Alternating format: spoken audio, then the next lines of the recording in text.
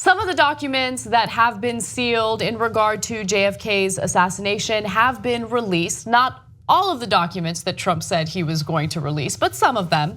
Nonetheless, we have some rather fascinating details about what the CIA was planning on doing to Cuban refugees in the South Florida area just to rally support in invading Cuba and going after Fidel Castro. So let me give you these details. After Castro's revolution succeeded and thousands of Cubans fled to South Florida, the agency actually considered murdering a boatload of refugees, assassinating exile leaders, and planting bombs in Miami. Also, Castro could be blamed for the chaos. Now, that was based on reporting done by the Miami New Times. They did a good job in going through some of these documents. And there was speculation that the CIA was planning something like this, especially considering the fact that there were mobs making big bucks in Cuba, and they really did not like the revolution. The details of the sinister plot are included in a summary about Operation Mongoose, a 1960 covert op hatched by the CIA under President Dwight Eisenhower with the aim of toppling Communist Cuba. Drums. Yeah, so for all those in the Cuban community voting for the right wing for all these years, they had a secret plot to kill you for their own political purposes. But anyway, keep voting for them. See how that turns out. So look, I plug this book from time to time because it's so good. Devil's Chessboard by David Talbot. Yes. If you read that book, you're not going to be at all surprised by this story. The CIA, unfortunately in this country for a long time, did not represent us, the citizens. They represented multinational corporations and the powerful and the connected. And so in the case of Cuba, there was a lot of money being made in Cuba. And after the revolution, they wanted that money back. Now, does it help America to do a fake terrorism plot inside the US? Well, it would be real. I mean, the US government, the CIA would have been the terrorist in that case. Of course it doesn't help us. That's atrocious, unbelievable, outrageous. It doesn't help the citizens. It doesn't help the Cuban refugees who would have been blown up in that plot. It only helps the corporations who wanted their money back. And look, this is well-known history about what the CIA did for the benefit of many corporations. Predominantly the oil companies. We deposed a government in Iran, which has had blowback for the last 70 years because of that. Iran hates us now, and we've been in internal conflict because we deposed their democratically elected leader back in 1953, and the US government has also admitted to that now. Why? Because we wanted a cheaper oil. Not for us. We weren't going to get, the citizens weren't going to get the cheaper oil. No, our oil companies were going to get cheaper oil and make a bigger profit off of it. In Central America, it was literally the banana companies. That's why some of those countries are called banana republics, because we would depose their democratically elected leaders because our banana companies said, how dare you nationalize your bananas? We own all your natural resources. So the CIA has been doing murder on the benefit of corporations for a long time.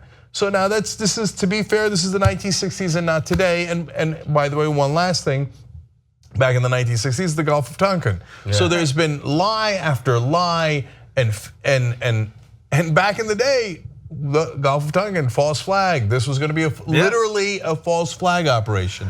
So there were dozens of conspiracies planned, some executed, some not executed. This one was not executed, but it was planned, authorized, and then luckily it never came to fruition. But others did.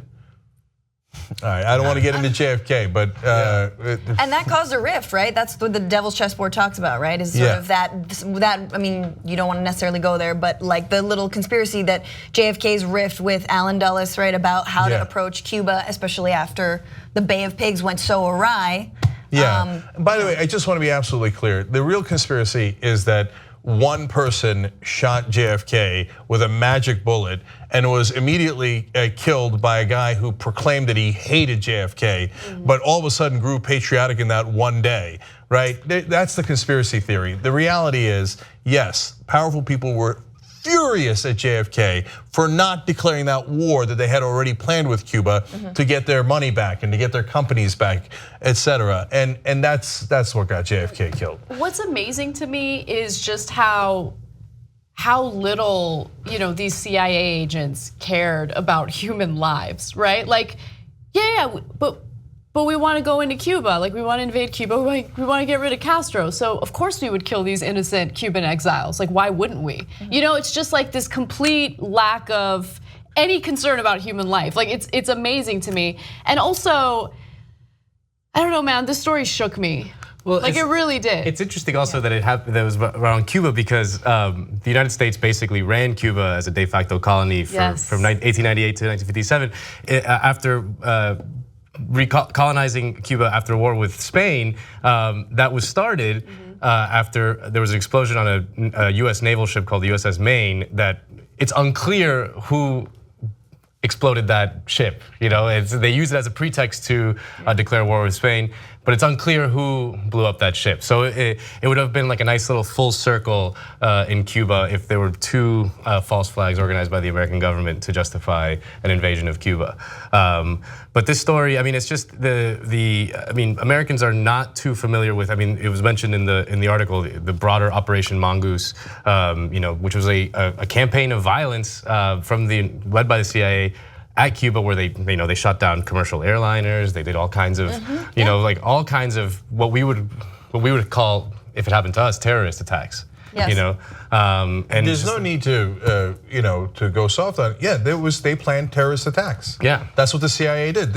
Now it's fact. Now we know this is government files. We didn't make this up. No, the US government just released these files saying we had planned several terrorist attacks, including this one. Luckily, this one was not executed. And I just want to say that, like, continuing a little bit today in terms of the way we approach, you know, our counterterrorism strategy, and just it's not about, you know, actual plots that people are carrying out, but there's a lot of entrapment that's going on with like susceptible young, you know, Muslims online, you know, and just to say that like the legacy of planting these sort of like, you know, these plots to then arrest people and like call them ISIS or call them terrorists or whatever for like a broader gain. I mean, that continues today. Unfortunately, it's a very old playbook. Help us build independent media together.